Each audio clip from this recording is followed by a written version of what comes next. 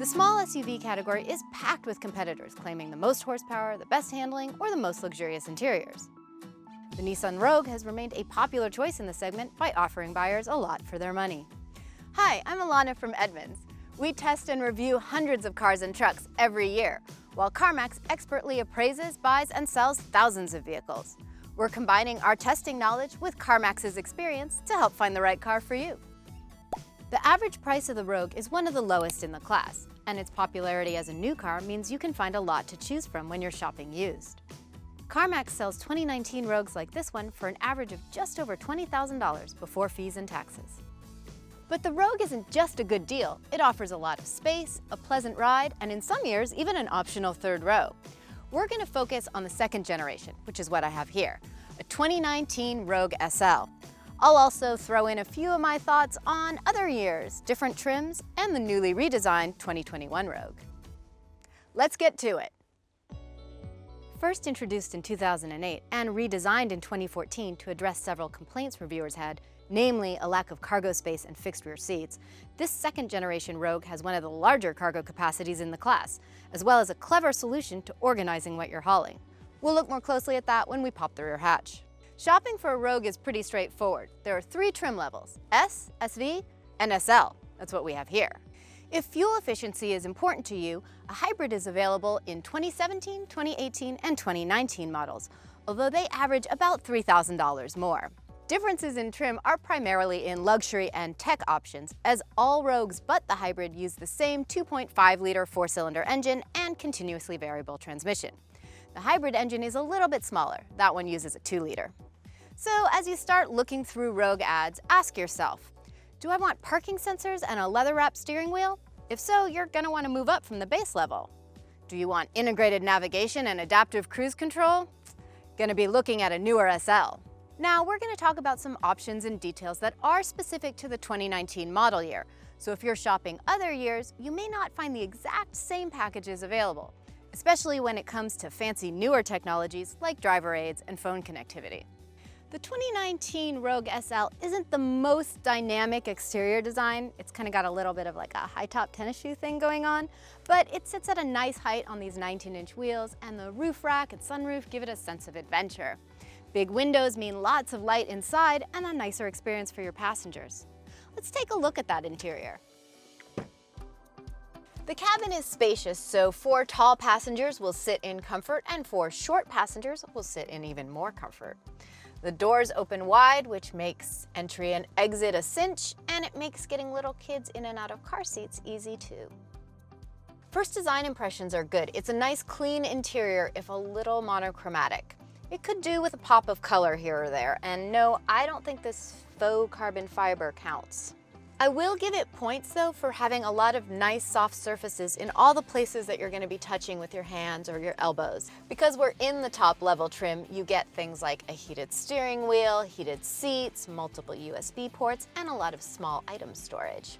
The thing is, all of those goodies have they're all just like a little tiny bit off. For example, the heated steering wheel button is all the way down here, whereas the heated seats are here, and the rest of the temperature controls are here, and it just seems like they should all be together. USB ports also all over the place.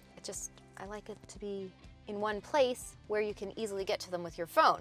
Speaking of your phone, none of these compartments are exactly right to put a phone in. Like, it doesn't fit quite right in this front one. It doesn't really sit flat in the cup holder. It's an OCD nightmare. Okay, I'm done with compliments. I'm done with complaining. Let's get into the back seat. Because really, isn't that half the reason you buy an SUV? To carry your friends and family? See what they're going to be dealing with back there. All right, we're in the back of the Rogue, and lots of room back here. You've got knee room, you got headroom, there's room for car seats. There are no USB ports, but there's plenty of space. Also, you've got this. Oh yeah, reclining seats. I'm just gonna take a nap here, so come back in 10-15 minutes, we'll keep talking.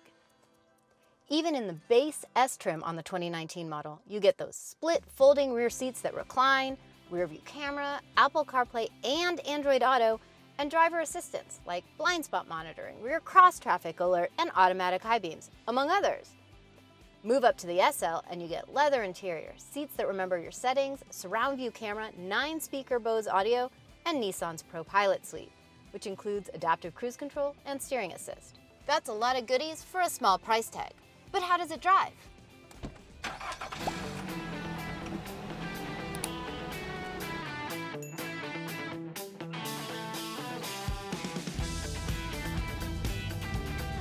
If you want a race car, or even a quick car, this ain't it. The 2.5-liter four-cylinder makes 170 horsepower and 175 pound-feet of torque. It's quiet and it's smooth, but it is not designed for fast acceleration.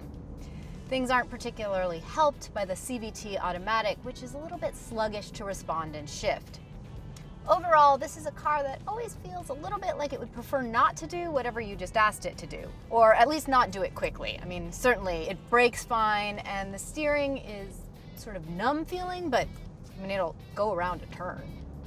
Rogue is a front-wheel drive platform, but there is an available all-wheel drive. So if you live in one of those states where there's something called weather, you might want to look at all-wheel drive while you're shopping.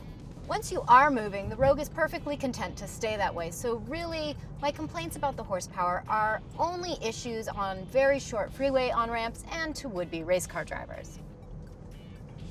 While the Rogue isn't a super exciting car to drive, it is a very comfortable one. I think the seat is nice, the seating position is good, and visibility is excellent both around the front pillar and in the back. And all of those things make the Rogue very easy to drive and very easy to park. This is a car for someone who doesn't need any more drama in their life. There are cars that are more thrilling to drive, but if you're talking comfort per dollar, the Nissan Rogue has it locked up for the compact crossover class. It's a really good bang for the buck.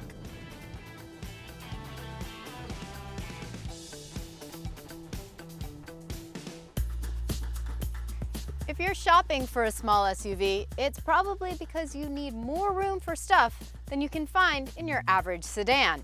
And here, the Nissan delivers. There's a ton of room behind the second row, and the low floor height makes it easy to get things in and out.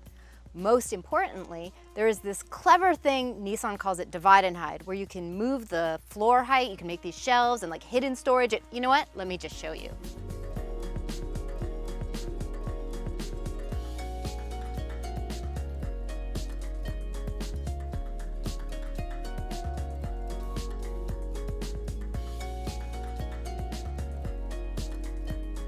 Pros for the Rogue include its popularity as both a new and used vehicle. There are a lot of them out there to choose from if you're shopping for one. The optional third row in some model years is a definite pro for people with large families, and if you don't need that space for people, the above-average cargo space and versatility is another Rogue strength.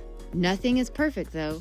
Cons on the Rogue are an anemic engine, an interior that isn't visually exciting, and some inconvenient control placements. Some cars are standouts for a single strength. The Nissan Rogue earned its popularity by offering an overall package that's useful, easy, and affordable. You can look elsewhere for high performance or more luxurious small SUVs, but you won't find more for the money. Oh, and the 2021 Rogue? Even more tech and options to choose from. Suddenly, going Rogue doesn't seem like such a bad thing.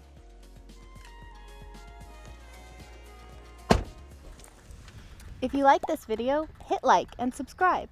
And if you want an in-depth article about the Nissan Rogue and all its competitors, click the link below.